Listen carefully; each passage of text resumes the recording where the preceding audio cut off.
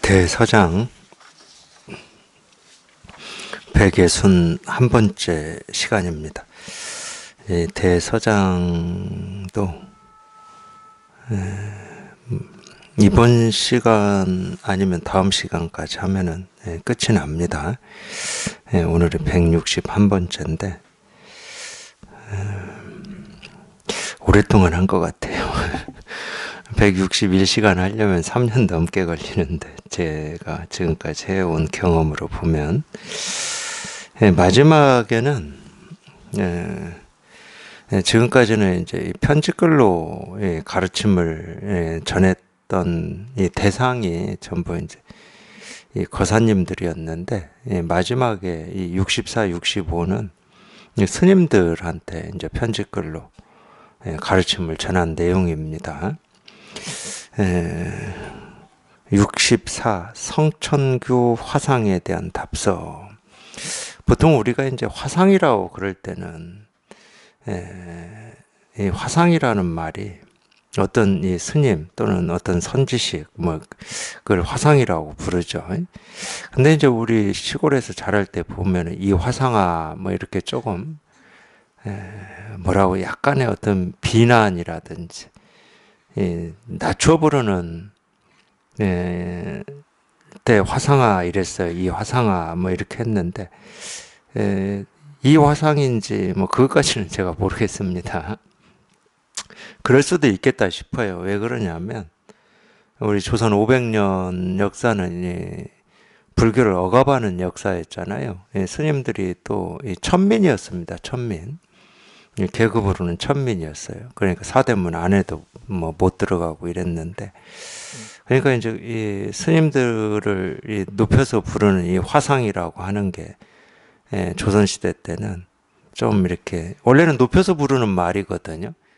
이 고덕이라고도 하거든요. 이 스님들을 이렇게 높여서 부르는 말이 고덕이다, 화상 다 높여서 부르는 말인데. 조선에서는 스님들을 천민 취급을 했기 때문에 높여서 부르는 말이 역으로 이렇게 낮춤말이 됐을 수도 있겠다 싶어요. 이 화상아 이럴 때. 이 성천교 화상이라고 하는 이분은 우리가 그냥 이 세속적으로 얘기하면 이 대종고의 이 제자입니다. 이 제자. 이 대종고 문화에서 공부한 이 스님인데 한번 내용을 보겠습니다. 주의하여 잘 돌보아 주는 외호자를 이미 얻었으면 자신은 세속의 일을 내버려 두고 자주 납자들과 어울려 불사를 지어야 한다. 오래오래 하다 보면 저절로 뛰어나게 될 것이다. 다시 바라노니 방장실 속에서 그들과 자세히 공부할 뿐 인정을 용납해서도 안 되고 그들과 함께 중생 노릇을 해서도 안 된다. 곧장 본분의 음식을 그들에게 주어서 그들이 스스로 깨닫고 스스로 얻도록 하여야 비로소 존숙이 사람을 위하는 태도이다.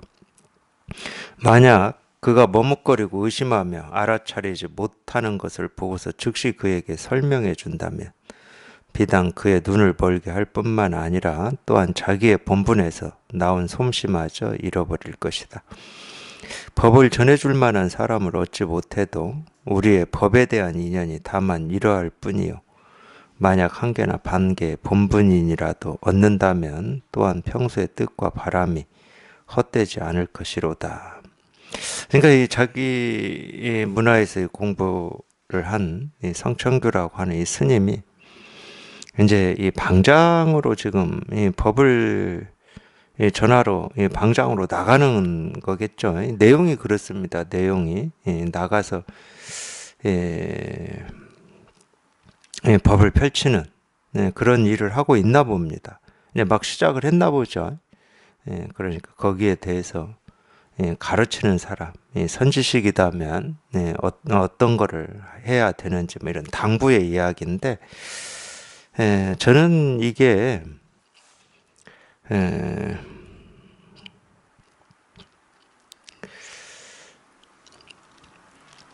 굉장히 뭐라고 그랬죠? 이 피부로 다가오는 말들입니다. 피부로.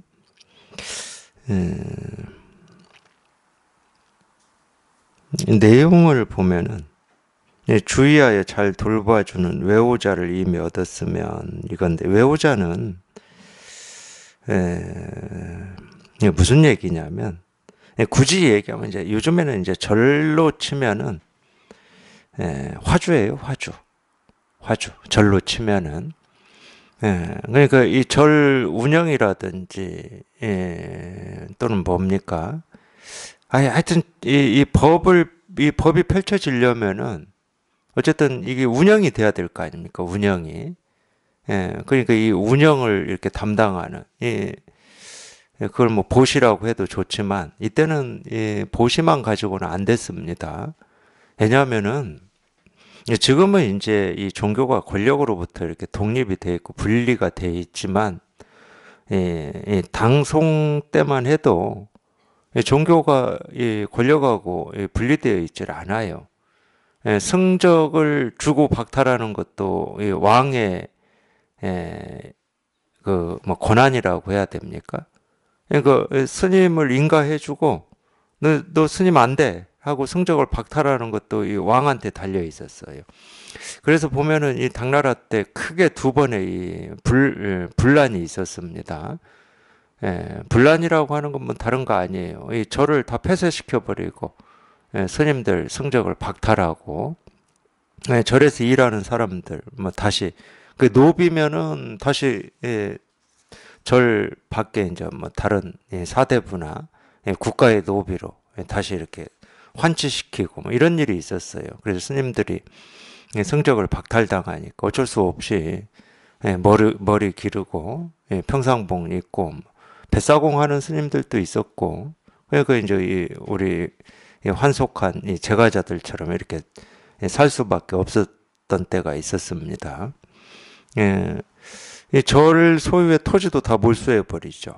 당연히 그러겠죠. 근데 그게 다 왕이 그냥 한번 생각하고 한번 말하면 되는 일이었어요. 다 왕의 재산이니까. 지금처럼 이 사유재산이라고 하는 뭐 이거는 자본주의 사회에서 강화돼 가지고 누구도 침범하지 못하는 뭐 이런 게 됐지만 비록 대통령일지라도 침범이 안 되는 거지만 이 왕권 사회는 그러지 않습니다. 그러니까 이 권력으로부터도 이 보호할 수 있는 어떤 그러니까 일정 정도의 이렇게 권력을 가진 사람이죠.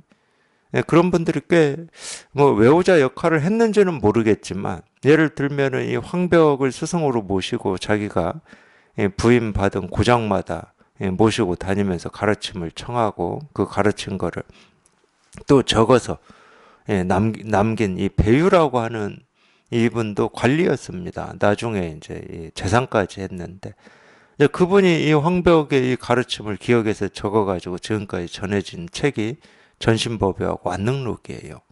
그게 이제 불교에서는 사가어록이라고 해서 마주어록, 백장어록, 황벽의 전신법요, 완능록, 임재어록 해서 이 네 분의 가르침을 사가어록이라고 합니다. 또 이 대스승이었던 이 원후극건도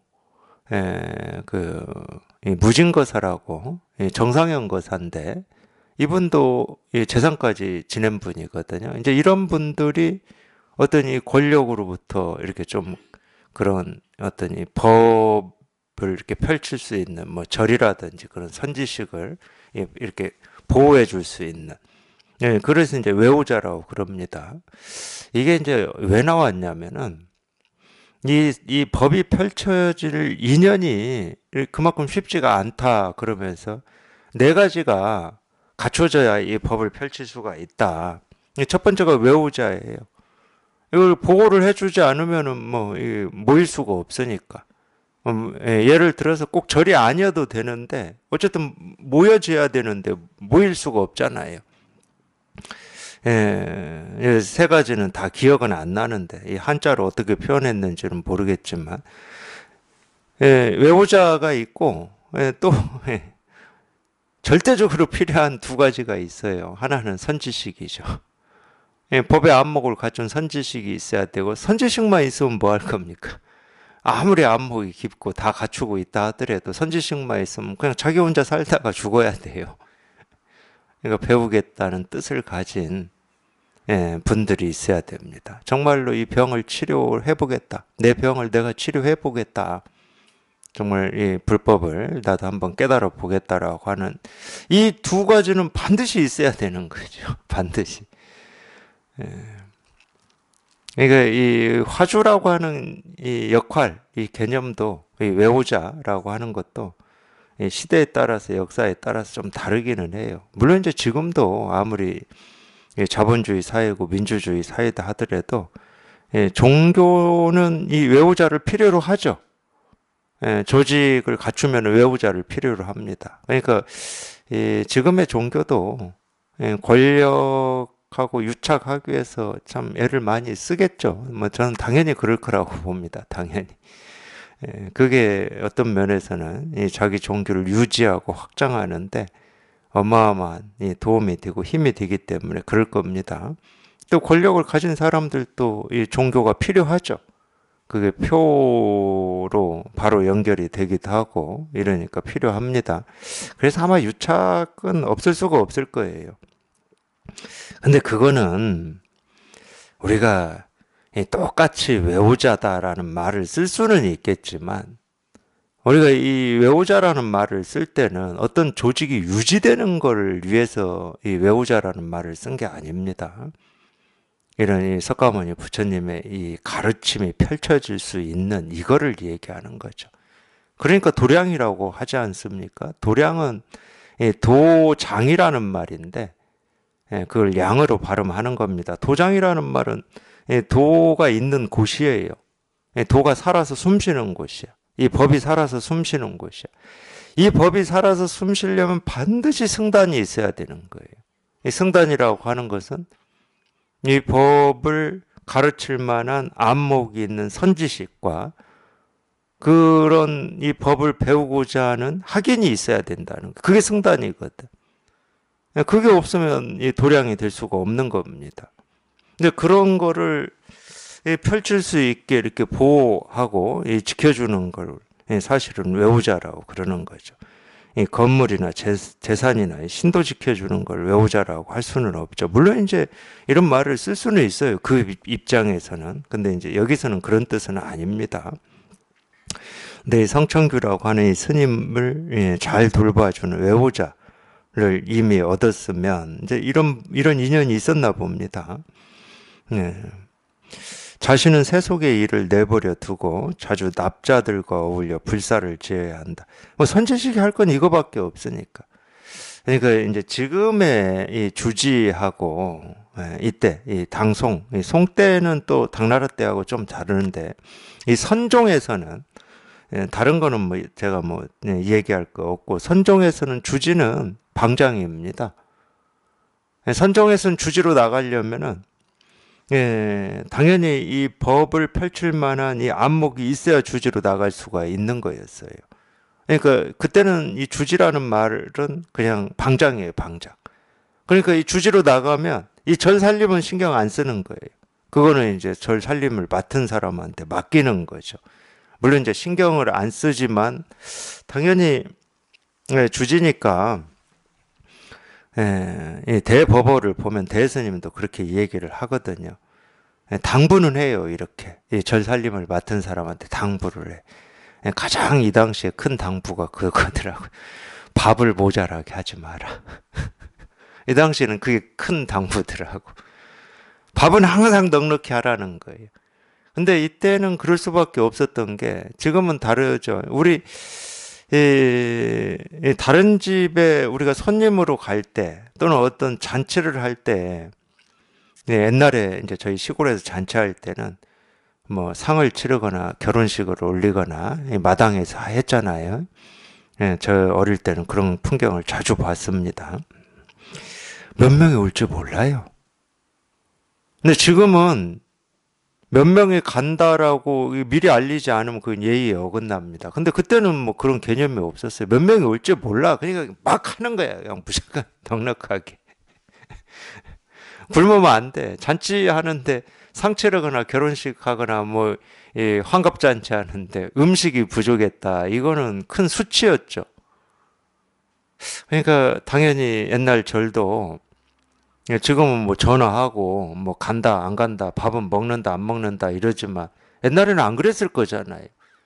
당연히 이 길 가던 스님이 날이 저물으면 근처에 절에 들리는 거. 그래서 세속으로는 객방이 절마다 다 있었다고는 할 수는 없지만은 당연히 객방이 있었잖아요. 객방이 없다 하더라도 날 저물어서 하루 묵어가겠다고 하는 스님을 매몰차게 내쫓지는 않았었잖아요. 저는 클 때까지 스님의 이 좋은 점이 그건 줄 알았어요. 저는 그러고 싶었거든.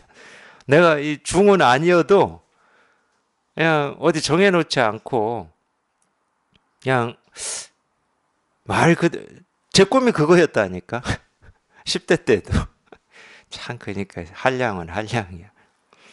그냥 정해놓지 않고 그냥 이곳저곳 바람 부는 대로 물 흐르는 대로 다니다가 날 좀 모르면 좀 뭐 어느 집에서 또는 뭐 절에서 하루 묵어가고 또 가고 이게 꿈이었어요, 이게.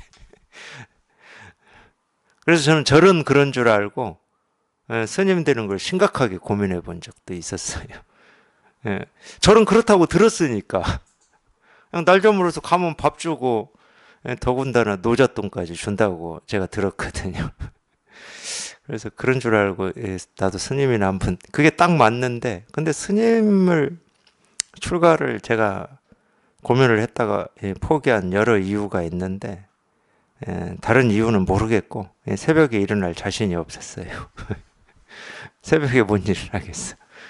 그걸 못 하겠어 저는.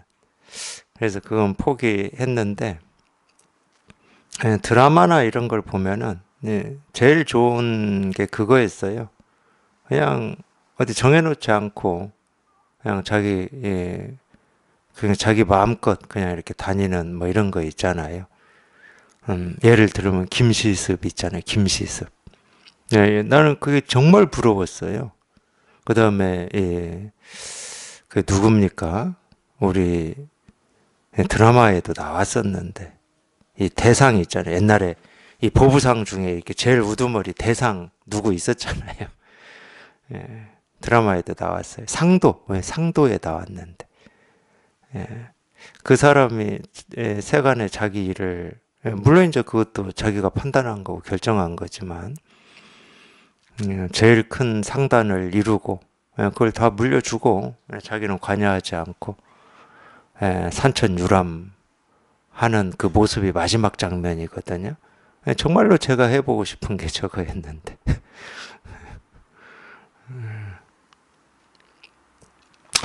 그러니까 이 공부를 제가 하고 그 꿈이 100%는 아니지만 한 8, 90%는 이루어진 것 같아요. 그러고 있는 것 같아 제가. 그냥 이 발길 닿는 대로 또 사람들이 요구하는 대로 그냥 왔다 갔다. 근데 그것도 뭐 여러 해 하다 보니까 좀 몸이 피곤하긴 피곤하더라고요. 그 발길 닿는 대로 다니는 게 이게 쉬운 일이 아니더라고요. 이게.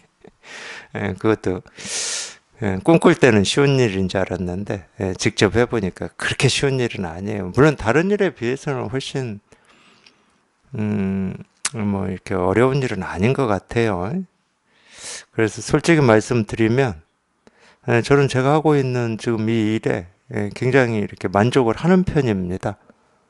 물론 이제 몸이 피곤하고 뭐 이런 건 있어도 아무것도 필요 없잖아요. 남들이 쉽게 얘기하는 그냥 몸만 그냥 왔다 갔다 할 뿐이잖아요.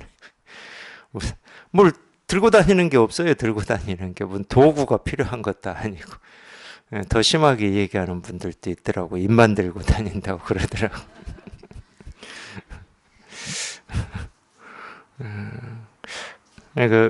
그때 꾸었던 꿈을 거의 이루고 살고 있는 것 같아요.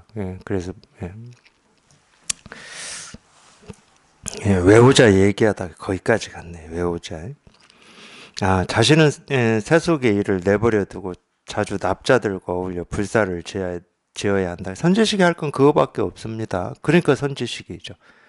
공부의 뜻을 가지고 공부하는 사람들하고 공부로만 만나는 게 선지식이죠. 뭐 집안 살림이나 뭐 절 살림 앞장서서 뛰어다닐 필요가 없죠. 그걸 불사라고 한 거예요. 공부의 뜻을 둔 분들 라고 이렇게 공부하는 걸 불사다. 그게 진짜 부처님 일이고 그게 불사죠. 그게 진짜입니다. 그게. 나머지는 건물이라든지 어떤 살림이라든지 이런 것은 진짜 불사를 하기 위해서 필요한 이 외오잖아. 외적 환경이죠. 그렇지 않습니까? 이 법을 펼치려고 그걸 보호하는 어떤 이 힘이 필요한 것처럼 이 법을 펼치기 위해서 건물도 필요하고 우리 이런 선원. 그러니까 이건 옷이죠. 옷. 껍데기죠. 껍데기. 이 선원이라고 하는 공간은 껍데기입니다. 우리 이러려고 이 공간이 필요한 거지. 근데 하여튼 제가 뭐 이런 얘기하면 또 참 그러긴 한데 이 세간은 그게 잘 안 돼요. 당연히 눈에 보이는 게 더 우선시 되기 때문에 건물이 얼마나 크냐, 사람이 얼마나 많냐, 돈이 얼마나 들어오냐 이게 우선시 돼 버려요. 그러니까 본말이 뒤집어져 버린 거지. 본질과 이 말단이 뒤집어져 버린 거예요.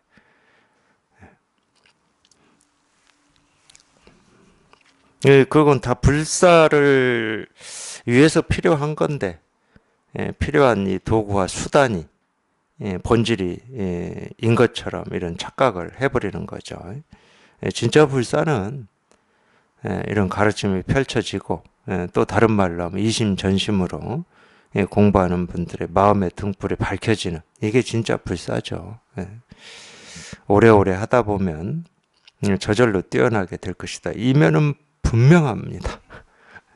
이 가르침이라고 하는 것도 오래오래 하다 보면 저절로 여기서 이제 뛰어나다고 그러는데 마찬가지예요. 예를 들면 이 세간의 사람의 이 몸의 병을 치료하는 이 의사들도 자꾸 하다 보면 저절로 이렇게 실력이 느는 것처럼 그러니까 뭐 마찬가지잖아요. 처음에 우리가 이 세간의 어떤 일을 시작할 때는 당연히 그 열정이 좋아요. 열정이. 그러니까 조금 좌충우돌 하더라도 이 똑같은 말이에요. 어디가 아팠어. 아팠으면 그 원인이 분명히 있을 거예요. 몸을 가지고 얘기하면. 근데 처음 하는 사람은 임상도 부족하고 경험도 부족하니까 그 원인을 여기서도 찾아보고 저기서 찾아보고 자꾸 이렇게 뒤적거리는 거예요. 뒤적거려. 당연히 그러겠죠.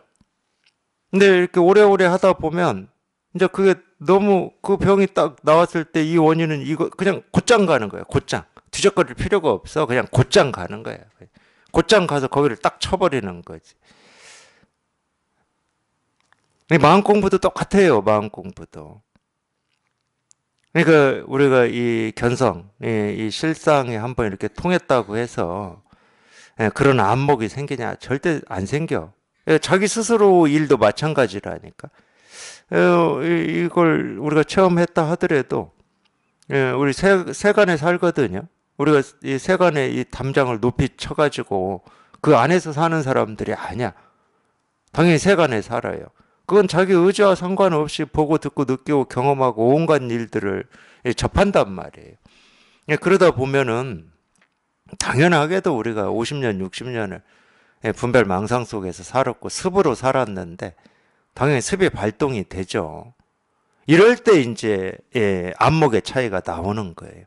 이 습이 발동이 되면 이거를 이걸 체험했다 하더라도 아직 이 법에 익숙하지 않은 입장에 있는 사람은 이 불편한 이거를 어떻게 처리해야 하고 이 불편한 이거를 이리도 보고 저리도 보고 뒤집어도 보고 굴려도 보고 원인이 뭐지 생각도 해보고 어떻게 해야지 이런단 말이에요. 이거 서툰 거야. 근데 오래오래 공부하다 보면 그런 어떤 이 분별이나 그런 습이 딱 올라왔다. 올라올 수 있지 당연히. 우리한테는 오래된 습이니까. 오래오래 하다 보면 이건 그냥 한 방에 쳐버린다니까 한 방에. 그냥 예를 들면 그런 거야. 그냥 침 하나로 그냥 딱 끝을 내버리는 거야. 근데 이거 침 하나로 끝이 안 나니까 서툰 사람은 뜸도 떠보고 약도 써보고 주물러도 보고 이러는 거지. 그 차이가 있는 거예요. 그 차이가. 그래서 이 법에 익숙해져야 되는 거예요. 자기도 모르게 여기에 이렇게 익숙해져 가지고 그동안 자기가 평생 나라고 알고 살아왔던 이 분별하고 망상하는 이 습은 점차 이렇게 멀어지고 이 법에 익숙해져야 돼. 가르칠 때도 마찬가지예요. 그러기 때문에 가르칠 때도 얼만큼 여기에 이렇게 익숙해져 있느냐, 그게 이제 안목이라고 하는 거예요. 이 안목이 깊으면 이렇게 이 사람을 이렇게 뭐 이 선에서는 이 선종에서 뭐 제접한다 이러는데 만난다 이 말이에요. 만난다. 의사와 환자가 만나는 거야. 환자들 중에서 나는 병이 없어요 하는 사람도 있고 나는 뭐 여기가 아파요 하는 사람도 있어. 근데 직접 만나서 의사가 진찰을 해보면 병이 없다고 하는 사람도 병이 있고 자기는 여기가 아프다고 그러는데 의사가 보니까 거기가 아니고 여기가 아픈 거야. 여기가 아파서 여기에서 증상이 나오는 거야. 그러니까 환자는 많이 이것만 붙들고 씨름하고 있었던 거야. 나을 리가 없지.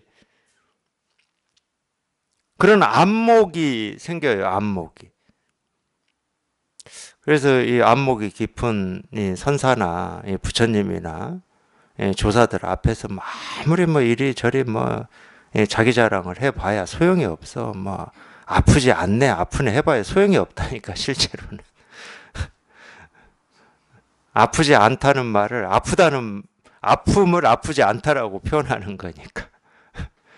그러니까 참 중생은 참 희한하게 표현해요. 어떤 때 보면은.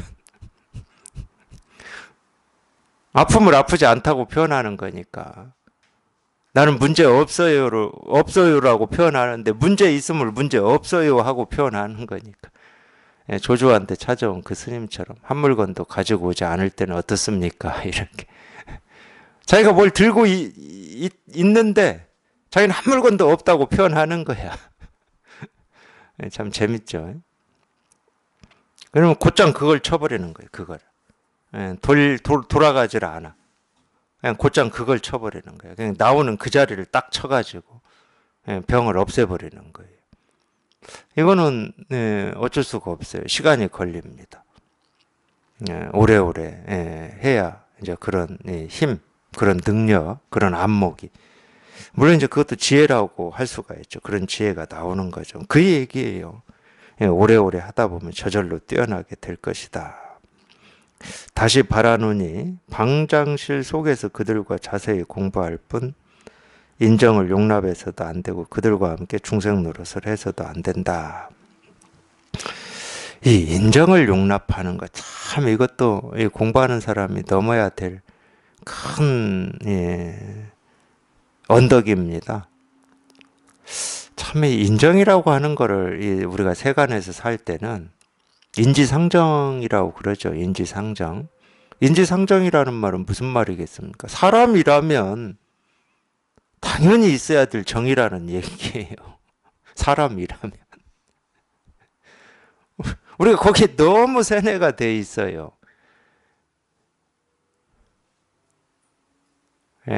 우리 불법은 인정을 용납하지 않습니다. 인정을 용납하지 않는다. 그러니까 이 얼음처럼 차갑고 칼날처럼 날카롭기만 하다. 이렇게 또 이렇게 생각하시면 안 돼요. 그거하고는 또 다른 문제예요. 굳이 그 설명을 해드리면 이 공부에 관해서는 인정이 용납되지 않는다는 거예요. 그냥 이거면 이거지. 이거 아닌 거를 이거다고 할 수도 없는 거지. 여기는 그 사람의 사정이 필요가 없어요. 내가 너무 아프니까 좀 이거라고 이럴 수는 없잖아. 여기는 그 사람의 사정이 필요 없어. 그냥 이거면 이건 거야. 이거면 이거. 아니면 아닌 거지. 근데 이게 말은 쉬운데요.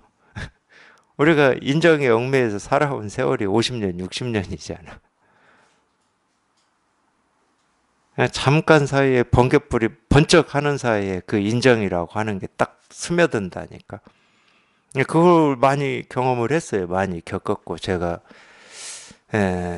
이 일을 하면서 자기 스스로한테 이 칼날 같아야 되고 얼음장 같아야 됩니다. 남한테 그러라는 게 아니에요. 자기 스스로한테 그러라는 말이에요. 이거는 그냥 이거면 이거지. 뭐 여기는 붙는 게 아무것도 없습니다. 여기는 뭐 정이 붙는 것도 아니고 사람이 붙는 것도 아니고 부처가 붙는 것도 아니고 중생이 붙는 것도 아니에요. 그냥 이거면 이건 거예요. 이런 말을 오해만 안 하면 돼요. 다른 사람한테 뭐 이런 식으로 오해만 안 하시면 돼. 이 공부는 누구한테 이런 게 없어요. 자기 스스로한테죠. 자기 스스로한테. 뭐 그들과 함께 중생 노릇을 해서도 안 된다는 뭐 당연한 얘기죠. 곧장 본분의 음식을 그들에게 주어서 그들이 스스로 깨닫고 스스로 얻도록 하여야 비로소 존숙이 사람을 위하는 태도이다. 이 존숙이라는 말도 스님을 눕혀서 부르는 이름 중에 하나입니다. 존숙.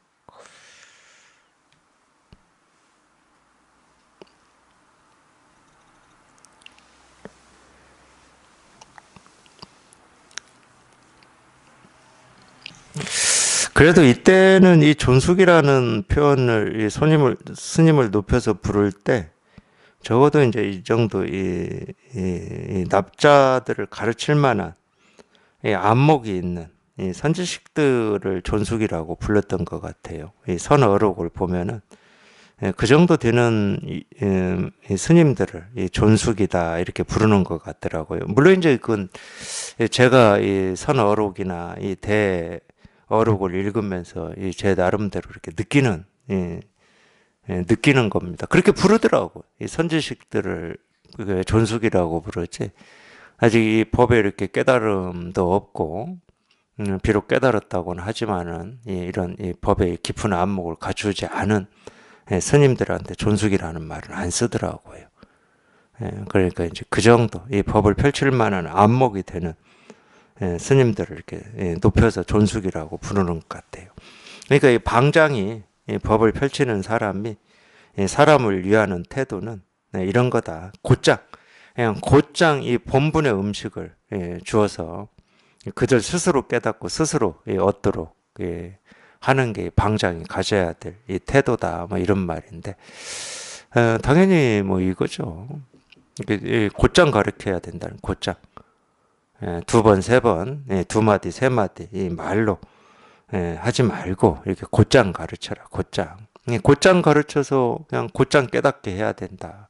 근데 깨달을 때는 스스로 깨닫는 겁니다. 남이 깨달아 줄 수도 없고 남이 깨트려 줄 수도 없는 거예요. 자기가 만든 망상이고 분별이기 때문에 자기가 스스로 깨고 나와야 되는 거예요.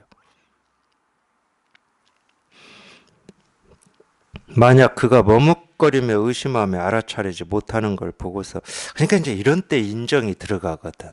이런 때. 제 경험으로 보면 그래요. 이런 때. 그러니까 이제 뭐 다른 생각은 없어. 이제 도반들하고 이렇게 공부를 해보면, 아직 이런 이 곧장 가르치는 여기에 아직 이렇게 쏙 못 들어올 때는 뭐 이 법문을 듣거나 이렇게 공부를 하셔도 이 생각도 있고 저 생각도 있고 이렇게 해볼까 저렇게 해볼까 뭐 이런 게 있어요. 그럴 때는 이제 그걸 걷어주는 거를 해요. 걷어주는 거. 그게 다 분별이고 망상이니까 그걸 걷어주는 일을 해야죠. 그래야 이런 가르침을 이렇게 쑥 자기도 모르게 들어오거든. 근데 이렇게 해보면, 어느 시기에 이 가르침에 쑥 들어오시는 분들이 있어. 반드시 그래야 한번 일이 벌어지거든요. 이건가 저건가가 아니야. 자기도 모르게 그냥 이겁니다. 그러면 하여튼 그냥 여기에 이렇게 쑥 들어오는 때가 있어. 쏙 들으면은 자기도 모르게 집중이 돼요. 이겁니다. 그냥 집중이 돼. 이겁니다. 그냥 집중이 돼. 뭔지는 모르는데 집중은 돼. 그냥. 뭔지는 모르는데. 근데 그런 시기에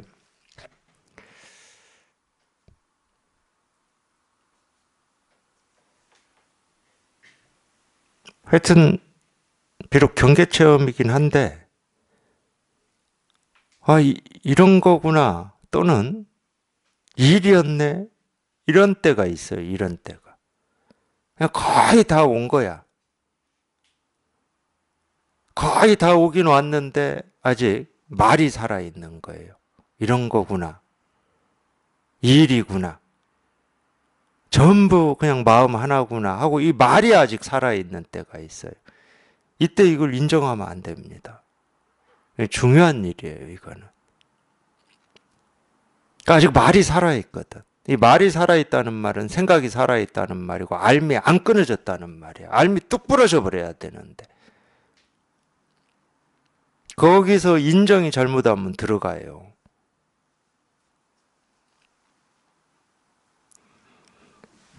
지금 이 이야기는 지금 그 이야기입니다.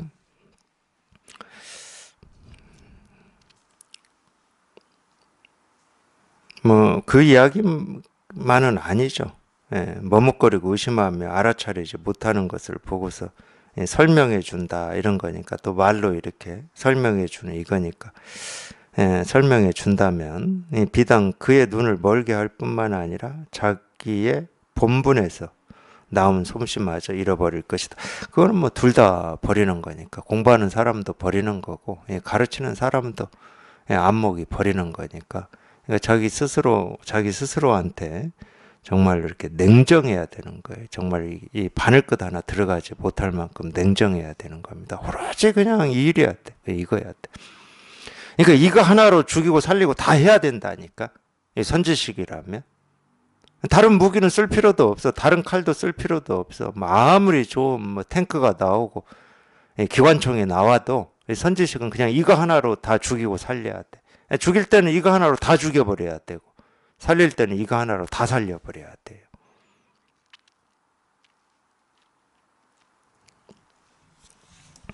법을 전해줄 만한 사람을 얻지 못해도 우리의 법에 대한 인연이 다만 이러할 뿐이요. 참 이런 거는 참 안타깝지만 어쩔 수가 없죠.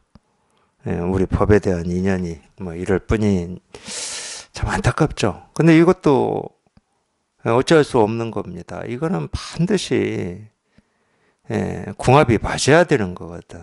제가 세속적으로 얘기를 하는 겁니다. 가르치는 사람이 안목이 뭐 깊다 한다고 해서 이 배우는 사람이 꼭 이 결정적인 뜻을 가진 사람이 있다라고 보장이 안 돼요. 필요 충분 조건이 아니야. 필요 조건은 돼요. 아니 이 불법의 이 정수를 이 가르칠 만한 사람이 있어야 이게 이어질 수 있는 가능성이 있잖아요. 당연히 이 법은 살아있는 사람으로 이어지는 겁니다. 펼쳐야 되니까. 중생을 제도해야 되니까. 근데 이 안목이 있는 선지식이 있다고 해서 또 이 결정적인 뜻을 가지고 공부를 해서 그만한 역량을 가진 사람이 꼭 나온다 이럴 수는 없어요. 그래서 우리 선의 이 족보에서도 안목은 다 출중하지만 왜 그렇게 이 족보가 이렇게 쓰여져 있느냐? 그 문화에서 훌륭한 제자가 나왔기 때문에 그래요. 이유는 그거밖에 없어요.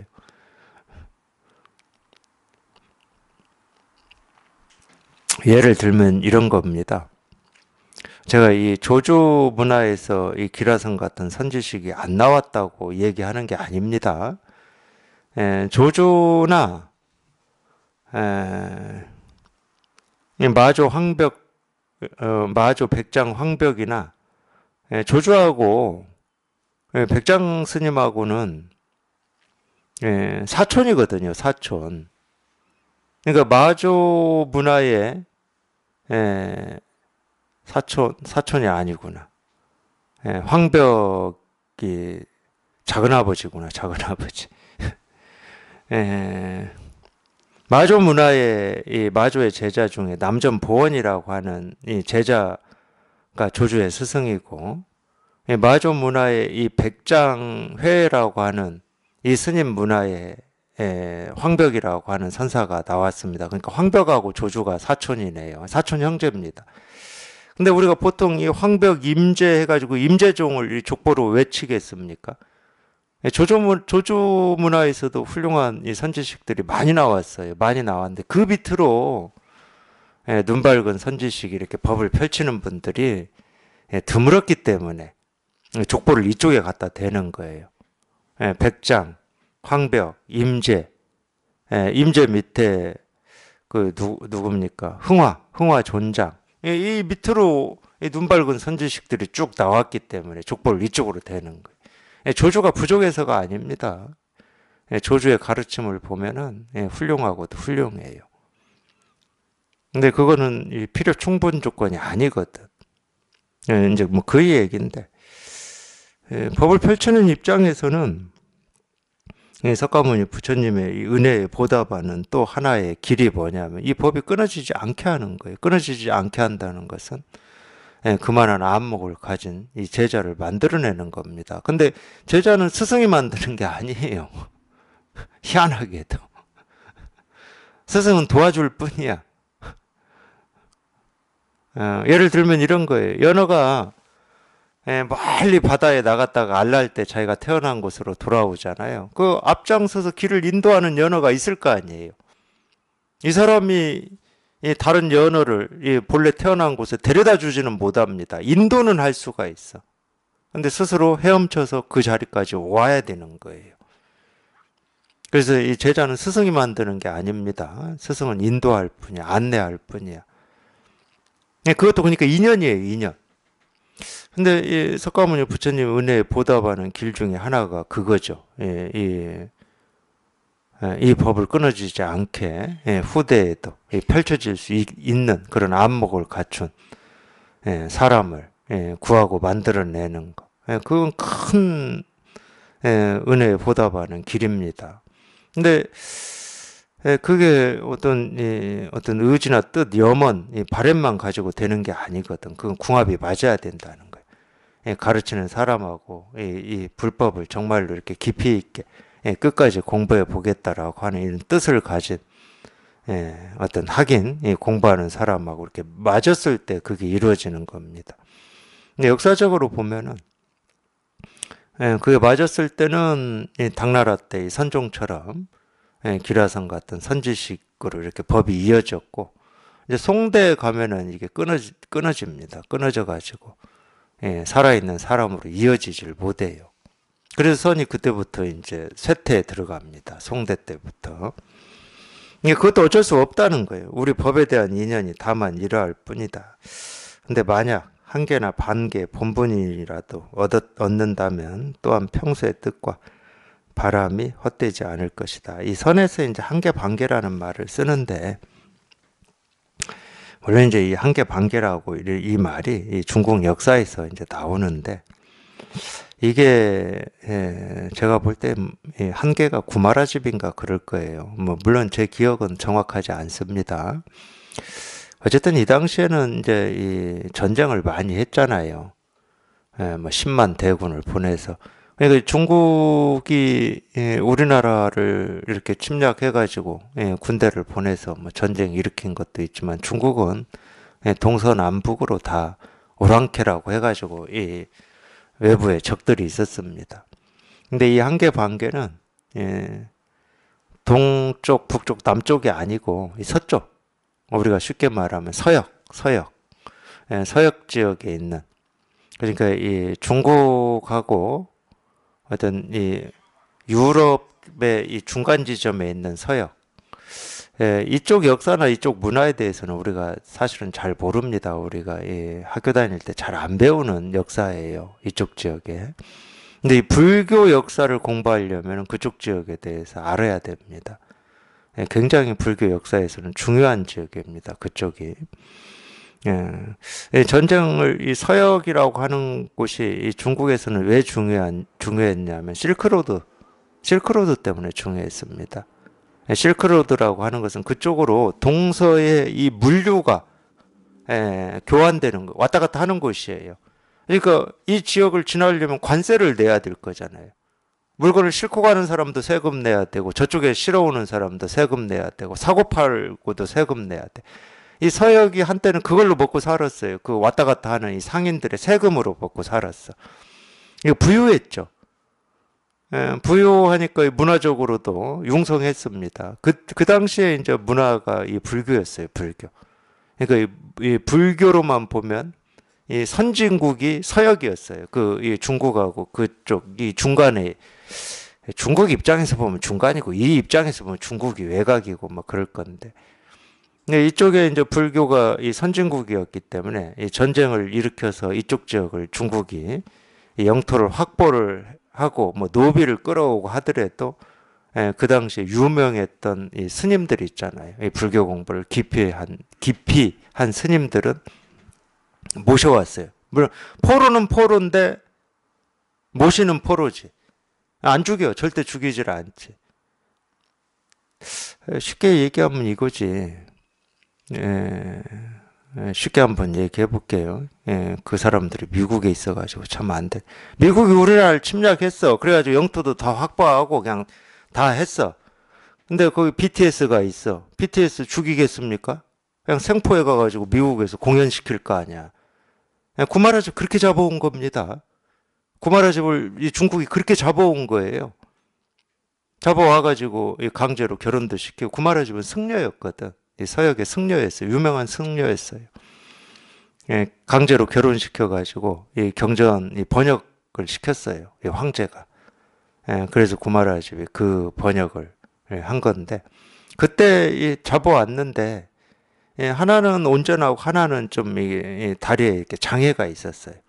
그러니까 황제가 그렇게 얘기를 한 겁니다.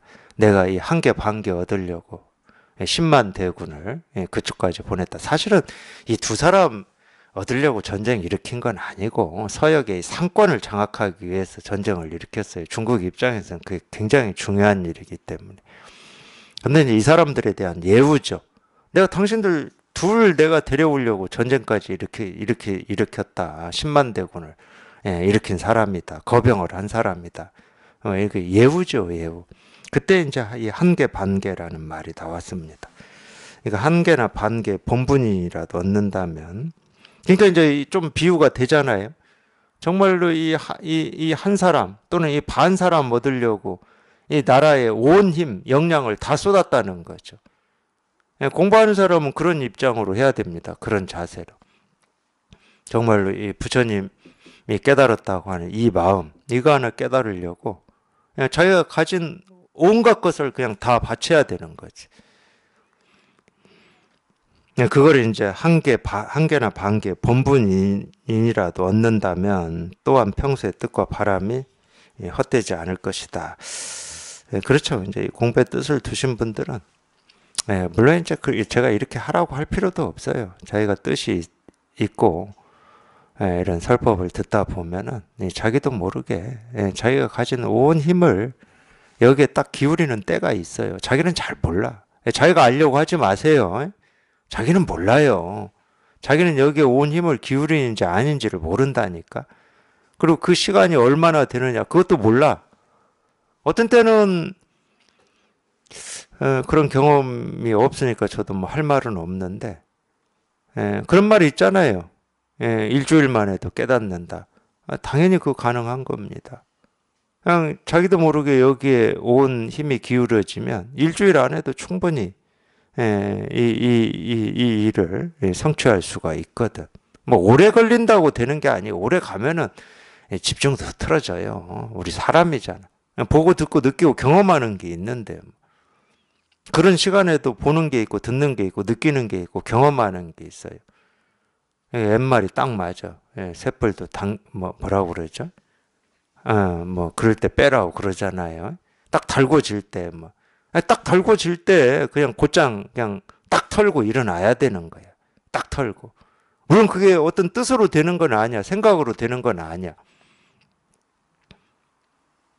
근데 그럴 때가 있어 보면은 이 도반들 이렇게 이 선원 다니시면서 법문 듣고 공부하시는 거 보면은 그 느껴지는 때가 있거든. 딱 당길 때구나. 그때 당길 때가 있어. 그때 그냥 곧장 털고 일어나야 되는 거야. 그냥 오래 앉아 있다고 좋은 거 하나도 없어요. 그냥 딱 털고 일어나야 되는 거야. 그냥 딱 털고 그냥. 뭐 그런 건 있지. 뭐 된장이나 뭐 이런 거는 뭐 오래 묵으면 좋다고 그러는데 이 공부는 전혀 그런 거 아니에요. 오래 묵어봐야 뭐 분별 망상만 더 하는 거지. 오래 묵어서 뭐 하려고 그거. 뭐 오래 묵는다고 뭐 안목이 키워지겠습니까? 천만의 말씀이야. 오래 기어다닌다고 무슨 뭐 잘 뛰어다닙니까? 일단 두 발로 서야 돼. 무조건. 두 발로 서서 열심히 왔다 갔다 해야 잘 뛰어다니는 거지. 서지도 않고 기어다니면서 어떻게 해.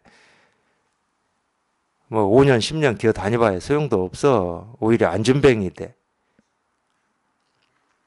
그냥 두 발로 쓸 때는 확 서버리는 거야. 머뭇거리지 마시고, 이거 내가 서지나 마나, 뭐 그런 머뭇거림 필요 없어요. 이 공부에서는. 그냥 자기도 모르게 확 서버려. 안준뱅이가 갑자기 일어서가지고 걷는 것처럼. 심청이 아버지 그랬잖아요. 심청이 아버지. 평생 눈 못 뜨는 이 장님으로 살았는데. 용궁에서 뭐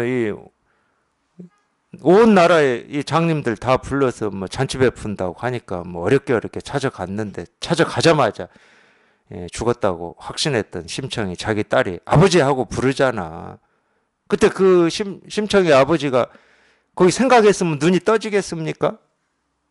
저게 내 딸 심청이 목소리인가? 아닌가? 비슷한 것도 같네. 이러면 떠지겠어요? 못 뜨고 죽었을 겁니다. 근데 그 목소리를 듣는 순간 심청의 아버지가 정말로 뒤통수에 망치를 맞은 거예요. 눈을 뜨겠다는 생각도 감겠다는 생각도 이게 없어. 그냥 저절로 그냥 확 떠져 버린 거야.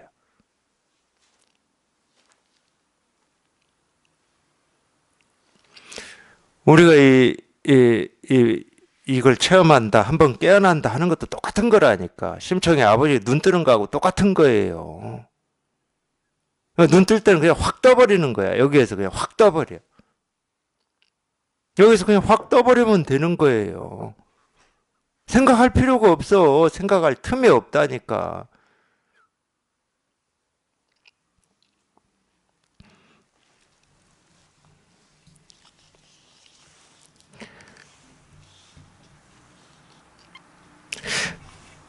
부처님 은혜를 우리가 이 100분의 1, 1000분의 1이라도 좀 갚아봐야 될 거 아니에요. 반드시 그런 일이 있습니다. 그러면 나 하나 깨달았어. 나 하나 마음 편히 산다. 그 정도 가지고는 불교 얘기하면 안 되는 거예요. 석가모니 부처님이 2500년 전에 전 인류한테 이거 하나를 전하셨잖아. 그러면 이 뜻에 조금이라도 우리가 갚고 살아야 되는 거야.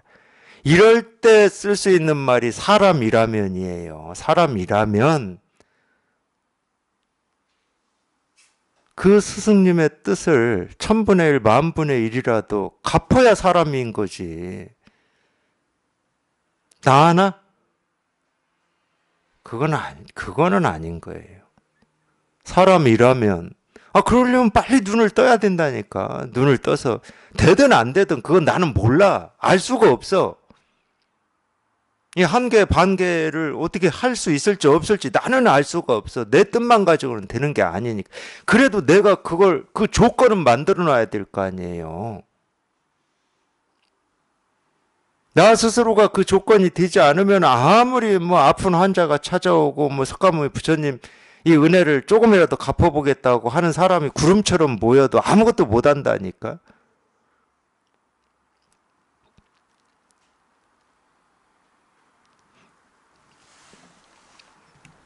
그거는 이 불법을 공부하는 사람들한테는 제가 볼 때 중요한 일입니다. 간과해서는 안 되는 일이에요. 사실 그게 스승의 날이죠. 저는 뭐 맨날 똑같네. 부처님의 날은 그게 부처님의 날이라고 그러고 스승의 날은 또 그게 스승의 날이라고 그러고 그게 스승 은혜를 갚는 일 아닙니까? 눈을 뜨셔야 돼. 그러니까 눈을 뜨는 일도 스승 은혜 조금 갚는 일입니다. 조금. 근데 그것만 가지고는 안 돼.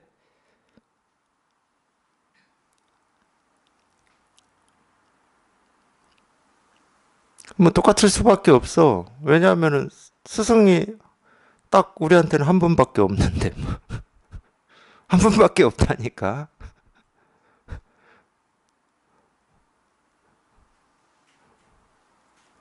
그거 부처님 한 분밖에 없어. 그러니까 부처님 오신 날이나 스승의 날이나 똑같은 날이야, 우리한테는.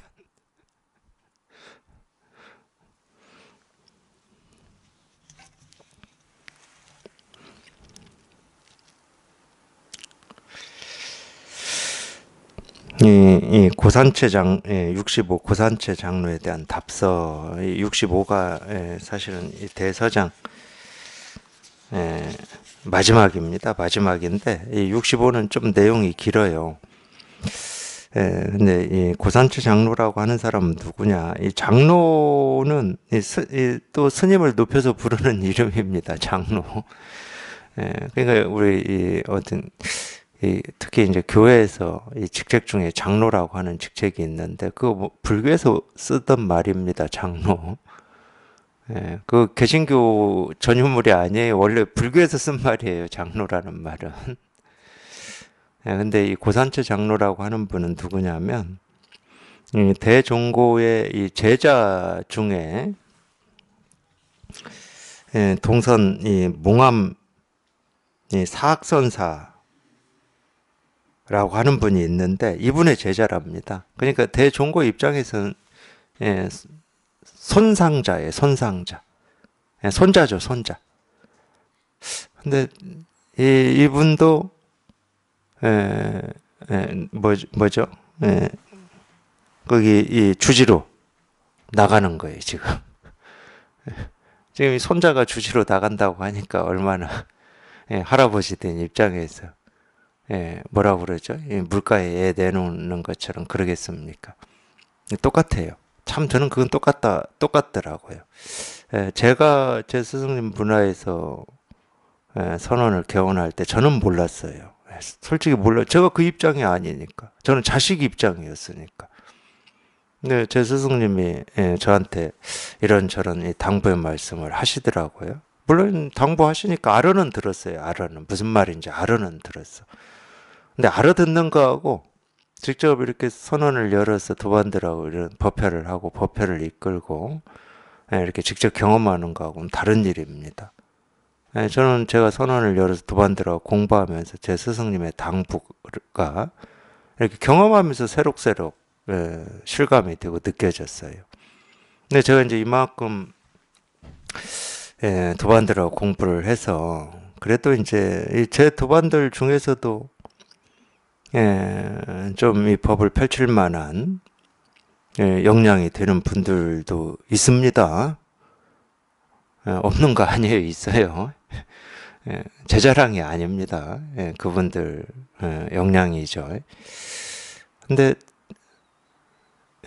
제 스승님이 제가 선언 이렇게 열 때 저한테 당부했던 그 노파심이 있잖아요. 자식을 꼭 물가에 내놓는 것처럼 또는 이 자식을 이 험난한 세상에 내놓았을 때 이 부모가 가지는 그런 노파심 같은 거 있잖아요. 똑같이 느껴요. 그래서 옛날에 이 선사들, 이 선지식들이 부모 자식이라고 표현을 했구나. 이거를 느껴요. 육친의 이 부모 자식, 분명히 그것도 있죠. 그러니까 마찬가지죠. 육친의 부모 자식도 이 자식을 이 세상에 내보낼 때, 독립시킬 때 그러듯이 이 선종 이 문화에서 이렇게 공부하는 여기에서도 그러더라고요. 아마 그 말을 절절하게 썼을 겁니다. 제가 이 내용을 지금 읽지는 않았지만 그걸 느껴요, 실제로. 그런 어떤 노파심이라든지 막 이런 걸 느껴. 이제 이 자식을 이만큼 키워서 이 세상에 이렇게 내보낼 때 가지는 어떤 그런 심정. 물론 경험을 해야죠. 경험을 하면서 더 단련되고 더 훈련이 될 거고 앞에서 나왔듯이 그렇게 하고 또 하다 보면 그분도 저절로 안목이 깊어지고 뛰어나게 될 것이고 그럴 겁니다. 다 겪게 돼 있는 거죠. 그래도 이제 이 길을 갈 때 이제 먼저 이런 걸 다 경험해 본 입장에서 가능하면 우리 뭐 자식 키울 때도 마찬가지잖아요. 사회생활 할 때 가능하면 이 부모가 겪은 좌충우돌이라든지 실패라든지 후회라든지 이런 걸 가능하면 적게 겪고 싶어 하는 마음이잖아요. 부모가. 똑같은 마음입니다. 근데 그게 이 잔소리 아닌 이 경계에 잘 있어야지. 너무 앞장 세우면 잔소리가 돼. 잘 있어야죠. 그게 이제 가르침의 핵심이죠. 그리고 이렇게 당부를 해놔도 제 경험으로 볼 때는 그때는 머리로 알아들어요. 자기가 직접 겪었을 때 그 당부의 말씀 가르침이 자기 살이 되고 피가 되더라고. 이래서 스승님이 이런 말씀을 하셨구나. 이런 당부를 하셨구나. 이렇게 되더라고요. 아마 그 내용이 나올 것 같아요. 이 고산자 장로에 대한 답사는. 이거는 다음 시간에 하겠습니다. 다음 시간에. 다음 시간에는 대서장 마무리하겠습니다. 마지막 시간으로 하겠습니다.